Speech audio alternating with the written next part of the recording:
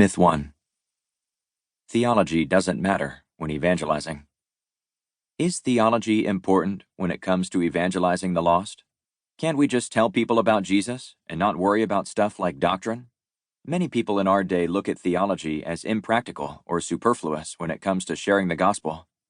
As we will see, such a perspective is woefully naive and has done much damage to the church. Like all other areas of Christian living, theology is critical when it comes to how we go about evangelism. When Christians think or speak about God, man, the gospel, the purpose of the cross, the goal of evangelism, or how to live a Christian life, they are doing theology. Theology simply means the study of God. But not everyone's theology is correct, of course. One person thinks humans are unable to seek God because of the depravity of their faculties, including the mind. Another person believes humans, though sinful, are capable of seeking God through the use of a will that is neutral or indifferent to choose either good or evil. Such persons have entirely different views of God and man. Hence, their approach to evangelism and the message they communicate to unbelievers will be utterly different. I am discussing the difference between Reformed and synergistic soteriology as it relates to evangelism. Synergism means both the divine and human wills must cooperate with each other if a person is to be saved, as opposed to monergism, which is the stance held by Reformed theology and means that God saves an individual according to his will alone, although God uses means to accomplish that end. The Bible is unapologetically monergistic, not synergistic. It teaches the doctrine of total or pervasive depravity. Every part of man has been tainted by sin, including his mind, will, emotions, and body. See Genesis chapter 6, verses 5 and 6, Psalms 51, verse 5, and 58, verse 3, Jeremiah chapter 17, verse 9, Romans chapter 3, verses 9 through 18, and Ephesians chapter 2, verses 1 through 3.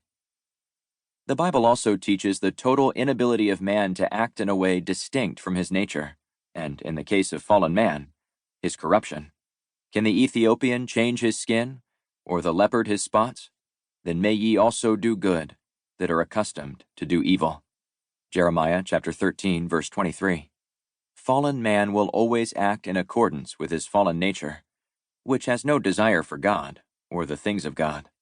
This is why the Bible teaches, salvation belongeth unto the Lord. Psalm 3, verse 8. See also Jonah chapter 2, verse 9. Salvation is the result of divine election from before the foundation of the world, without any foreseen merit in the one elected, apart from God's saving grace, founded on his unconditional election. Men will never choose to follow Christ. Jesus told us, a man can receive nothing except it be given him from heaven. John chapter 3, verse 27, which includes faith. God's grace is the only hope man has to be saved, and consequently, regarding evangelism, is the only hope we have when sharing the gospel. God must rend the heavens and come down. Isaiah chapter 64, verse 1. The person who holds to Reformed soteriology will be protected from two mindsets that the synergistic Christian often falls prey to. This is not to say the Reformed Christian will always be free from such dangers, but it is to say that, if consistent, it won't be as big of a threat. The first danger is discouragement.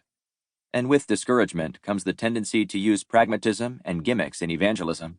The person who holds to Reformed soteriology believes God alone grants regeneration to the unbeliever, and that the method God has given us for this purpose is the gospel. If people aren't being saved, the Reformed Christian won't resort to trickery or a watered-down message, since it wouldn't help anyway. Nor will the Reformed Christian be discouraged, since conversion is God's work, not ours. But the synergist, not seeing anyone saved through simple gospel proclamation, will still feel pressure to get the person converted. He must now resort to something else. At the very least, he is going to become discouraged and put the blame on himself for not seeing others saved. Eventually, he may become reluctant to evangelize at all, seeing how hard it is to get someone converted.